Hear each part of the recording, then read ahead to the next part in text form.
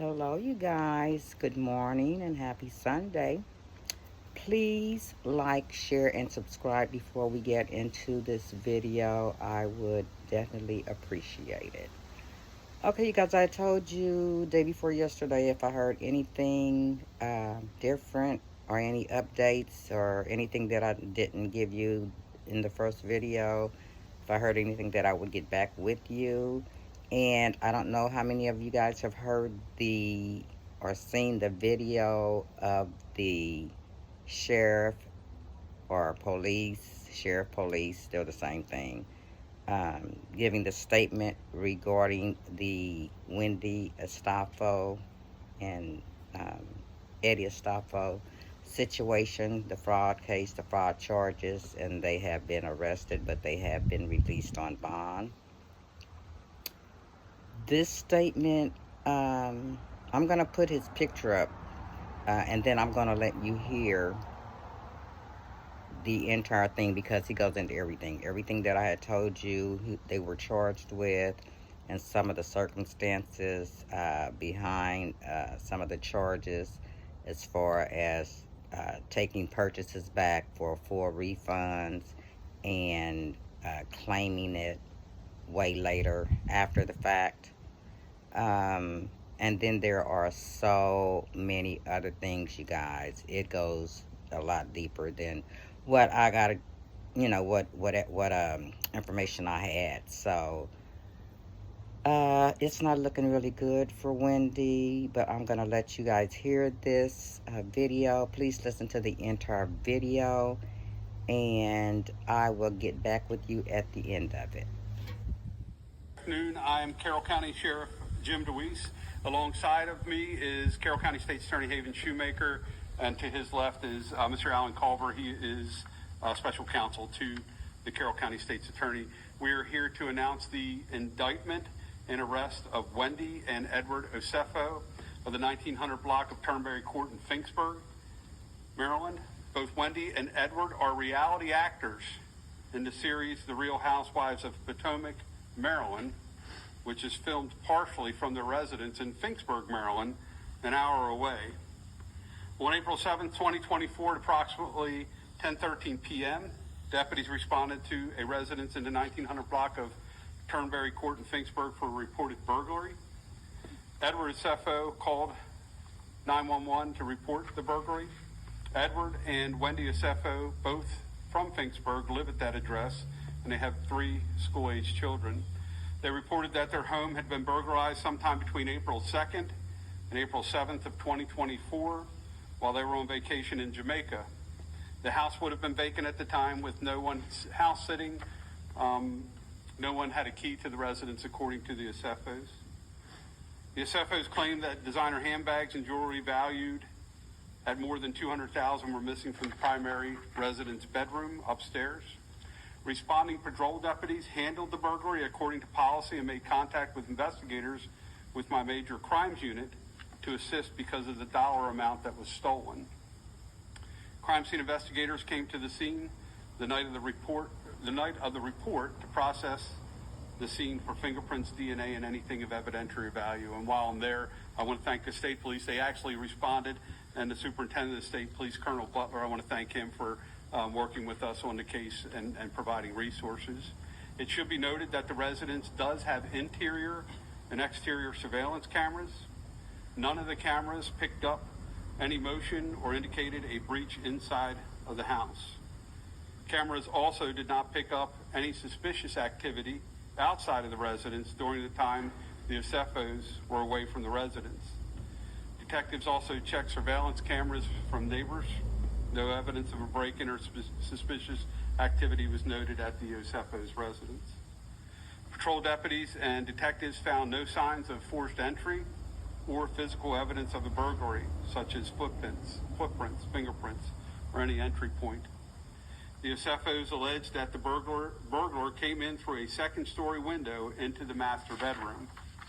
There was no evidence inside the residence that someone made an attempt to get into the residence through that particular window. No evidence indicated that anyone attempted to enter the house. The bedroom upstairs where the theft occurred was ransacked, The mattress was thrown off of the bed onto the floor to give an indication that a burglary did occur. Initial responding deputies again called our investigators because of the high dollar amount that was stolen. After the initial report, following days, we made contact with 3 separate insurance companies that the Osefos used to insure their property, which is common with this loss, that this type of loss, that detectives actually communicate with insurance companies to share information. In the days following the initial report, the Osefos contacted detectives several times to provide additional information about the alleged burglary, evidence, and missing items. They also reported the loss to their insurance company. Again, the Osefos alleged and claimed that just over $200,000 in items were stolen from the burglary. Weeks after the alleged burglary, detectives discovered Mrs. Osefo had posted photos on social media wearing jewelry that matched items she had reported stolen, specifically a diamond anniversary band. Detectives were provided receipts by the Osefos for the loss of items that they had purchased dating as far back as 2018. On those receipts were email addresses. We had become suspicious that this was a false claim. On those receipts were email addresses, which detectives authored search and seizure warrants that they could access both the Osefos' email accounts to attempt to acquire more evidence. The emails provided additional evidence that indicated this was a fraudulent claim, specifically Edward's communication with Wendy, and I quote, "Are there additional high-value items we can add to this inventory list?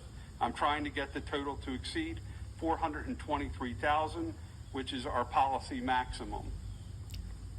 Over the next several months, detectives worked diligently to verify the information provided and to locate the reported stolen property. It was later confirmed that Mrs. Osefo had returned several of those same items valued at over $20,000 to the place that she originally purchased prior to the alleged burglary. We can see as far back as 2018 and several items that had been purchased in 18 and receipts supplied to the insurance company, only those items had been returned to the purchaser or to the store that she purchased them from during the window in 2018 of the return policy, meaning if it was a 90-day return policy back in 2018, she actually returned those items within that 90-day period. Those receipts were supplied to us, and those receipts were supplied to her insurance company and were alleged by the Osefos to be stolen in the original burglary.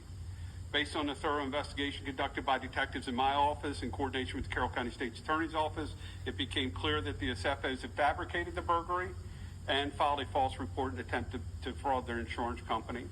On October 29th, 2025, the case was presented to a Carroll County grand jury, which returned indictments against both Edward and Wendy Osefo on multiple counts of fraud and false reporting. Both individuals were located and taken into custody at their Turnberry Court address on the afternoon of October 9th, yesterday, by the Carroll County Sheriff's Office detectives. Deputies executed a search and seizure warrant at the residence during the arrest. An additional 15 items that were believed to be reported stolen by the Osefos during the initial report were also located during that search and seizure warrant. Those items included jewelry and high-end handbags. The Osefos were booked into the Carroll County Detention Center and later released on $50,000 bond.